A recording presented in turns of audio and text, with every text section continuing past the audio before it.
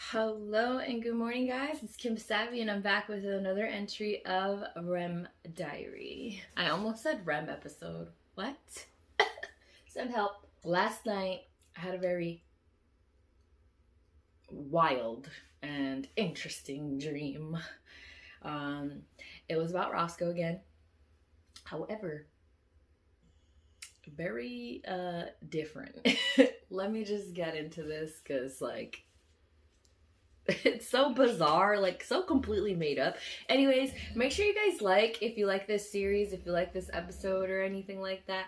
And also comment down below any of your craziest, wildest dreams that you do remember, because I love this dreaming realm. I love hearing other people's dreams, what they end up dreaming about, everything like that, okay? And make sure you subscribe so you guys can stay tuned and keep up to date with all of the REM diaries that I end up making. I'm sure that we are very far behind. By the time you see this, it's probably the new year, but it's content, right, baby? By the way, today is November 4th. So I had a dream that I was in the city in this really big apartment complex building. Okay, it wasn't really that big. It was probably like a 5-floor apartment complex. And in the backyard, they had like a small playground for the kids to play in.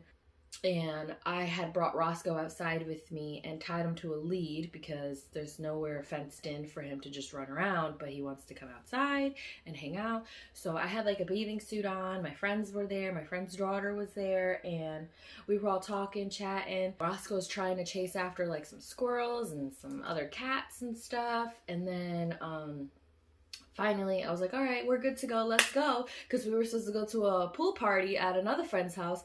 And we get in the car. All of us get in the car. We start driving. And I said, wait! What did I do with Roscoe? Where is he?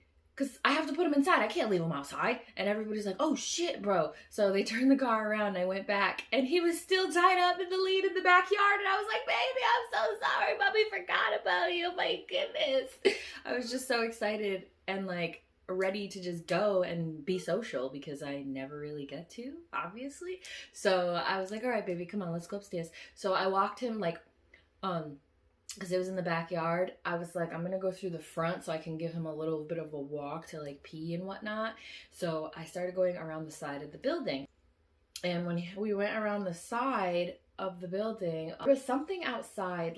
I apparently had so I was on the first floor, and I had each first floor apartment had a little small backyard. It wasn't very large or anything. It was small, not too big, but I had a little thing that you walk under with little vines growing on it. Then I had a dog water bowl and a dog food bowl, and I had a little grill and a couple of it looked like it was a little garden outside. And I was like, so I was bringing him in through the little thing, and I was like, all right, Roscoe, go inside. And I let him go so he could go towards the house. And I went down to pick up something. I don't know if I was picking flowers or changing the bowl or filling it or something, but I was doing something. And then all of a sudden I heard Roscoe like scream crying almost. And I was like, Roscoe, what happened? Roscoe, freaking out, oh my God, come here. And he's walking stiff as ever. And I was like, what the hell happened to him? And I was like, baby, come here. And he's like every time he takes a step, he was crying. And I was like, oh my God, what happened? Now I could only see one side of him, so he had to come over to me. And when he came over to me and turned around the other way, the whole side of him right here, and a little bit on his tail and down his hind leg. Can I help you? You know I'm talking about you. And you know I had a nightmare about you. I'm trying to tell the story. Okay? So all of that, that whole area was covered in kind of spiked hair. And I was like, oh my God, did a porcupine get you? But the porcupine spines are so much thicker that it wasn't porcupine hair. Then I was like, oh my God, did you roll onto I said an armadillo, but it's not an armadillo. Another animal that has kind of spiky-ish hair. Did you roll on one of, and I was like, did you roll on an armadillo? What the fuck? And he just wouldn't move. I couldn't pick him up. He wouldn't walk. So I tried to get him to lay on his side, the other side, because the other side was fine. But finally he was able to lay down. He was crying the whole time. He was trying to lay down. So I got him to lay down. And I looked closer at it, and these hairs were so thin. I was like, what the hell is this? So like I tried to pick one just to see like what it would do, and he started like yelping, and I was like, oh my god, I can't do this. And I tried to call my friends, but they weren't answering me, so I'm assuming they left to go to the party. And I was like panicking. I was like, oh my god, what do I do? What do I do? What do I do? So like I call like animal control or something, and I was like, I really need help. I don't know how to get my dog to the vet, or like to an emergency vet hospital. Like I can't move him, blah blah blah. And they were like, all right, well, on our way, we can try to help you out, blah blah blah. And I was like, okay, great. And I was just trying to calm Roscoe down, and I waited for them to show up. And then obviously an officer showed up on the scene because he could hear like the dog Roscoe like screaming and crying, and then I was screaming and crying, and obviously the neighbors are concerned. So an officer showed up on the scene before the animal dog control, and he was like, ma'am, is everything okay over here? And I was like, I don't know what happened to my dog. He got like attacked and he won't move, he can't move, and I don't know what to do. Like I need some pain medicine, we need to knock him out, something. So he comes over to my dog and he's looking at the dog, and he's like,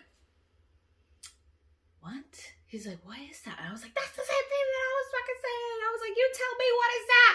And he was just like, oh my god. So he's like, I'm gonna search the area and see if I find something. So he goes around, he's looking around the area. Animal control comes, and I don't even know if animal control does this. Like, who do you, like, you know how you dial 911 for like human emergencies? Who do you dial for like animal emergencies? So like my thought process was animal control does this, okay? So they come up on scene, they're looking at Roscoe, they're like, oh my god, oh, he's in so much pain. And we were like, I know. And they were like, we're gonna give him some ibuprofen or something like that, like Tylenol for dogs or some shit. And then I was like, do you have anything that will numb him? Like, kind of like just relax his muscles, I guess, just to like numb the pain. And they're like, yeah, we have some of that too. So they gave him some of that. And Roscoe starts basically like falling asleep because he's so tired, he's exhausted, he's in so much pain, and he starts falling asleep. And they were like, this is our only chance. We have to move him. We have to move him fast. And so we all like kind of scoop under him and walk him very slowly to the truck to lay him down. And they bring him to the vet, and I get in my car and I'm following the vet. I'm trying to not cry and like freak out. I'm like, oh my god, what happened to my dog? Like, he got attacked, what the fuck? What did I do? He literally was 2 feet from the house. What the fuck? I was like bugging. And I get to the vet and I was like, can you guys please tell me what this is? What is wrong with my dog? What happened? What attacked him? I don't understand. And they were like, miss, I know this is your baby. I know this is your dog, but you need to relax right now. We need to hook him up, make sure his vitals are still good, blah, blah, blah. And I was like, okay. I'm like sitting in the waiting room and I'm waiting. I'm like, oh my god. I'm like, oh fuck. Like, why? And then they call me into the room, and Roscoe's like, he kind of has like a gauze all over him with some medical tape and stuff. He's on a little IV drip. And they were like, okay, so this is gonna sound completely bizarre, but we know what it is, and this isn't the first time it's happened. Not to your dog, but like it's happened multiple times with other animals. And I was like, okay, well, what is it? What happened? He was like, this, and he takes out this little like tray thing with all of the spikes that was in him. He was like, you're not gonna believe me when I tell you this, but this is cat hair. Run that by me again, sir? He said, this is cat hair. I was like, what? What? And he was like, this is cat hair. So he must have, like, when he plopped to lay down, laid on a cat or in a cat's nest, bed thing or something, and the angle that he laid down at, the cat hair just like stuck in him. And I was just like,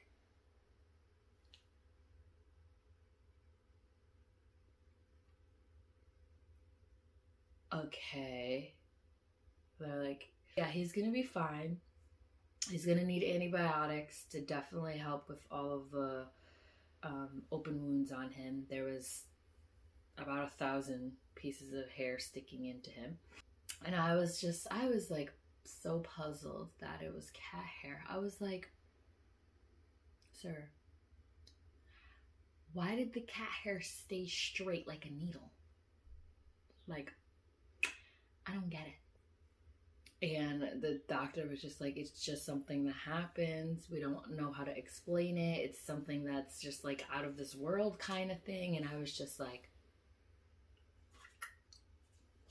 okay, I'm gonna believe you because you rescued and saved my dog. But in the back of my mind, I know your ass is lying. There was something else. There was something else. There was some kind of fucking creature out there that's out to get people's dogs or animals. And y'all scientifically made it. And y'all fucking lying and trying to cover it up, trying to say it's cat hair. Bitch. What kind of cat hair be like, bing, and sticking into other dogs' skin? Do you know how hard it is to penetrate a dog's skin? Like, the doctors have to like grab their skin, pinch it, and then jam a needle in there. So for cat hair to do that, you lying. But I'm gonna give you the benefit of the doubt. Mind my fucking business. And I will come back for Roscoe tomorrow because he had to stay overnight there because he needed to heal and gain some energy after that. And I was like, I will be back tomorrow. So I went home, went to bed. And I woke up the next day and my friends were like, girl, what happened to you? You never showed up. And I was like, bitch, fuck y'all. Y'all didn't answer the phone when I was trying to call and I had an emergency going on and nobody was answering me. Y'all were too busy trying to drink and have fun at a party when I was over here stressing the fuck out and crying over my dog. Like, what? No. So I got up, went over to the vet as soon as I could. And Roscoe had like this cone on him and he was all drugged, trying to walk. I'm like, my baby, oh my god. And he's trying to like wag his tail, but it hurts. And then they gave me like these it